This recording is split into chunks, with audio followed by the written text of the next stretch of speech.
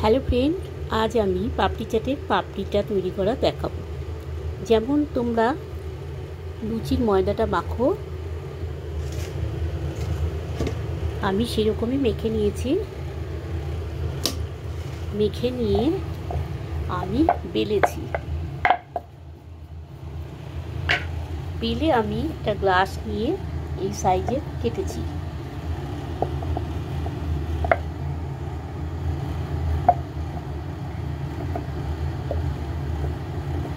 তোমরাও ঠিক এইভাবে কেটে কেটে নেবে।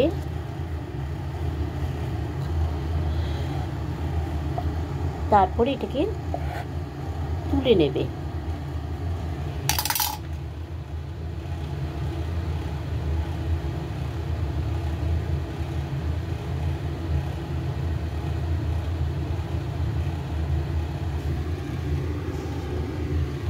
এইভাবে তুলে নেবে।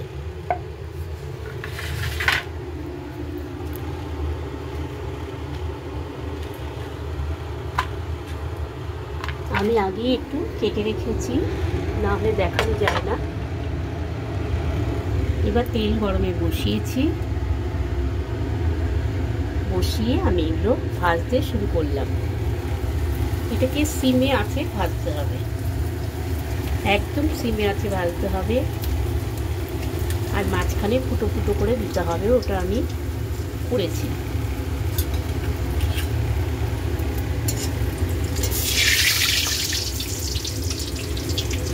এইগুলো ভেজে সকালবেলা রেখে দিয়ে বিকেলবেলা পাপড়ি চাট বানানো যায়, মুচমুচে হবে। খাবার সোডা দিলেও দিতে পারেন, আমি দিইনি। খুব সিমে আছে হবে।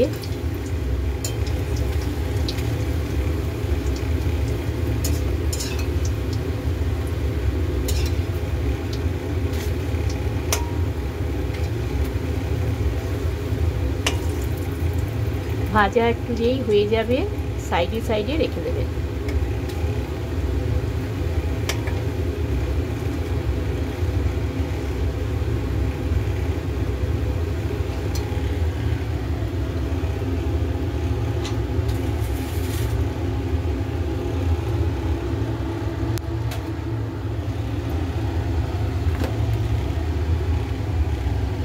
এগুলো দেখুন হয়ে গেছে।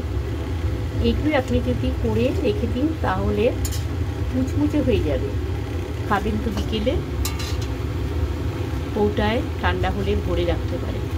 বেশ শক্ত হয়েছে।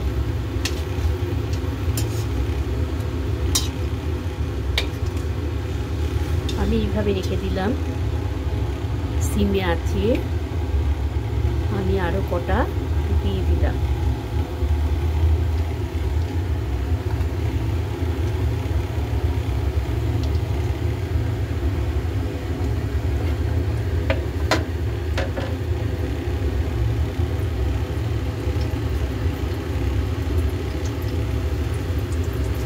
এবার আমি তুলে নিলাম।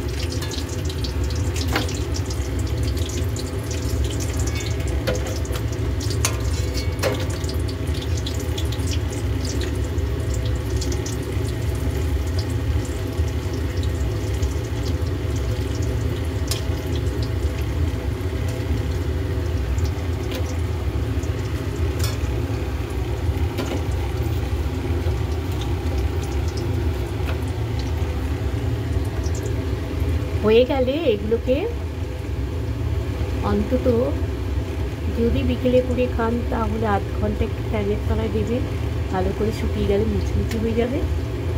আর না হলে যদি দুপুরে বানান, এটাকে রেখে দেবেন, একটু ঝুড়ি চাপা দিয়ে রেখে দেবেন, মুচমুচে হয়ে যাবে।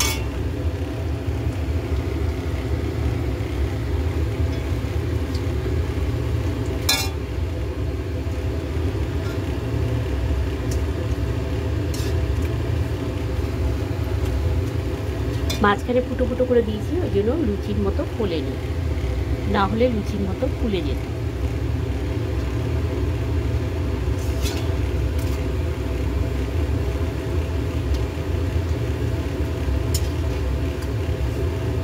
আমি এটাকে তৈরি করাটা আর একটা ভিডিও করে দেখাবো, আবার কী করে ওটাকে সাজিয়ে গুছিয়ে বানিয়ে খাবেন।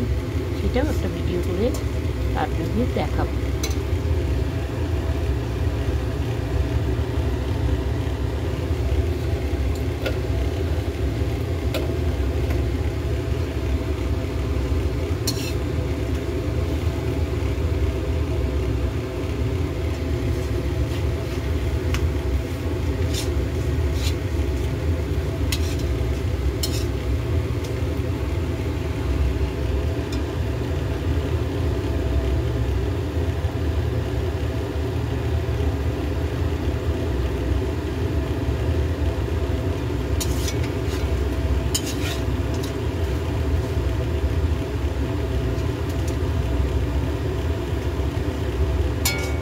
মোটামুটি হয়ে গেছে, তেল ঝরিয়ে এটাকে আমি তুলব।